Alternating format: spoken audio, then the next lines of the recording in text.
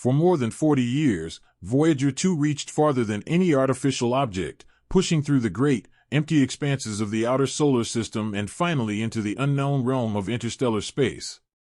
Since it was launched in 1977, the spacecraft had slipped unobtrusively past the reach of our Sun, returning data, dull, delicate, but precious, to Earth. It was a product of humanity's ambition and engineering, a survivor long past its predicted working life. Voyager 2 beat the odds and endured the harsh, inhospitable realities of deep space. But then there came a moment, sudden, chilling, and terminal, when the spacecraft sent out what would prove to be its final message. This message wasn't simply the cessation of communication. It was the start of something much more disturbing. What Voyager 2 transmitted was no ordinary shutdown or systems failure. It was a broken, truncated data stream, with signs that seemed deliberate in their corruption, aberrations that no one could readily account for. It wasn't noise. It wasn't system degradation. It was something that appeared, to experienced eyes, almost like intention. A last whisper, imbued with form. Some of the last signals included magnetic field spikes, wild plasma fluctuations, and a huge burst of energetic particles detected by its cosmic ray sensors. Initially, Mission Control suspected it could be static interference, cosmic rays, instrument wear, maybe even a far-flung solar peculiarity. But further scrutiny revealed patterns too sharp, too coordinated to be accidental. The magnetic readings grew in tight bursts. The burst of high-energy particles left a signature with timing so precise it eliminated the possibility of natural occurrence. Then, nothing. Not the kind of nothing that exists in the emptiness of space, but one that was so forceful and unnatural that it seemed as if a sentence had been deliberately stopped, in midair. Mission engineers looked at their dead monitors, hoping for the return ping, a twitch, a pulse. Nothing. Only the soft buzz of anticipation and the fact of a non-presence. Everything else had been the last kilobytes of information, engraved with a haunted pattern as if Voyager 2 had been set upon by something it could not be expected to live through. For decades, researchers had theorized about the nature of the heliopause, theoretical edge where the solar wind gives way to interstellar space. It was always thought of as a point of transition, a line of decreasing influence where our Sun's authority dwindled into the galaxy's expanse. But Voyager 2's experience intimated something different. This was not a gradual transition. It was sudden. Absolute. A barrier not just of particles and plasma, but of intent. The readings did not indicate the typical decline in solar particles or the typical surge in galactic radiation. Rather, they suggested something from elsewhere, not necessarily in origin, but in form. A place where the rules of established physics still applied, only beneath another framework. Something more jagged. Inflexible. Voyager 2 had passed through a threshold, not simply spatial, but theoretical. The barrier was not merely physical, it was dominant. What distinguished these events wasn't so much the quiet or the outbreak of anomalous readings. It was the feeling of intentional interaction. In the midst of the final packets, researchers discovered a pattern within the electromagnetic spectrum, 3 coordinated pulses at regular intervals. A signature of sorts. Voyager 2 was not capable of producing or deciphering such signals. It was, by nature, a passive witness. The occurrence of this pattern went against expectations. It looked nothing natural, nothing anything that the spacecraft would be expected to encounter. To those listening in, it seemed like a warning, or perhaps worse, a rejection. As though Voyager 2 had crossed into a field of observation. And something, as a result, had become aware. During its last few moments, perhaps, the probe was observed. And when awareness became inevitable, it was cut off. This fear was not new. It had been whispered long enough in theoretical physics and science fiction corridors that there could be regions of the universe to which we were not allowed. That space, as vast and seemingly empty as it was, could have doorways. Not merely in size or temperature or radiation, but in something deeper. Sovereignty. Control. Voyager 2, by sheer tenacity, could have passed one of those doorways. The ramifications echoed through the scientific community.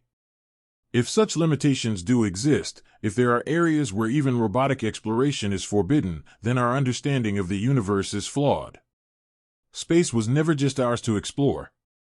There can be structures, rules, protocols imposed by forces older and more powerful than we can yet imagine.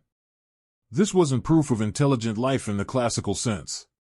There were no vessels, no words, no communications. But the ordered deterioration of the data, the accuracy of the shutdown, suggested intelligence nonetheless. Or at least purpose. Maybe even a protocol that wasn't to destroy, but to refuse. To deny entry. To preserve space. Several scientists suggested that Voyager 2 had experienced a spatial anomaly, a native area of space in which fields of exotic energy smothered electromagnetic signals. Others have posited an artificial structure, a shell or boundary inserted in order to inhibit intrusion. Neither hypothesis could be established definitively. Both, however, concurred on this: Voyager 2 had not merely failed. It had been acted upon. Its golden record, our greeting to the universe, its gathering of salutations, melodies, and aspirations, now floats somewhere far, far away, perhaps in a place where it is neither wanted nor even seen. What we meant as an offer might have been rejected, or ignored altogether. The most eerie part wasn't that Voyager 2 was silenced. It was that it was silenced without fighting back. Without any attempt on our part to fight back. Because we couldn't. Whatever answered, or didn't, had complete dominion. It ended a decades-long mission in an instant, with no trail, no echo, no apparent retribution. That kind of power is beyond anything we can wield today. It implies a mastery not only of energy, but of boundary. The silence was not hostility. It was disdain delivered to exact perfection. Perhaps Voyager 2 didn't even make it onto their threat radar. Perhaps it was nothing more than a curiosity, a stray ant wandering into a closed room, quickly detected and ignored. But even that metaphor has unsettling implications. It means there is something in the room. And we don't know what it is. Certain astrophysicists now refer to allowed zones in the universe, regions of unencumbered space where we are not disturbing anything, and others, such as the one into which Voyager 2 has perhaps crossed, where our spacecraft evoke programmed reactions. They can be natural, deriving from energy currents and spacetime behaviors we have yet to grasp. Or they can be enforced, actively sustained by mechanisms or intelligences whose purposes we do not know. The concept that some of space is shielded, not merely uncharted, but intentionally sealed off, is profoundly disturbing. It counters our presumption that we control our destiny in space. That with technological progress and patience, all locations are accessible. All things comprehensible. Voyager 2's last moments tell otherwise. One of the most contested theories is that Voyager 2 crossed into what physicists refer to as a structured void, a part of space where reality's fabric acts differently. It has been compared to a trap, not an aggressive one, but a preservation one, such as a biological quarantine area. The probe, unaware, crossed through a cosmic membrane and initiated a response designed not to annihilate, but to neutralize. That, in a sense, is even scarier than destruction. Destruction suggests risk, fear, hostility. Neutralization suggests control, self-assurance, command.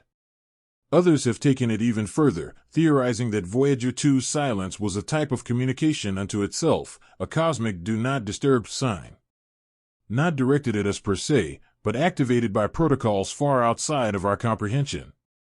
A system uninterested in diplomacy, but in upkeep, in boundaries. And yet, there is something humbling, almost awe-inspiring, about the possibility that we have finally touched something real. Something that stares back. That our long-held question, are we alone? Has begun to answer itself, not with words, but with rules. With silence. Voyager 2, in all its success, might have discovered that answer. And in the process, it had become not only an artifact of human innovation, but a reflection of our cosmic limitations. The golden record it carries, once a message of hope to the stars, might now float in a universe where hope is immaterial. Its journey ended not with fanfare or glory, but with an absence. An absence so precise that it demands interpretation. Maybe, sometime in the future, missions will go further out. Maybe there will be new probes, better and stronger, that will face the edge once more. But they will be doing it with the memory of Voyager 2 built into their construction, their caution systems, and their worldview. No more will we launch emissaries ignorant of the chance that space is not our to claim. We then need to ask not only where we may go, but where we may go. Voyager 2's last message is perhaps never to be fully interpreted. But its implication is already ringing in the minds of those who are willing to listen. We are not alone, not as in neighbors or civilizations, but as in cosmic jurisdiction.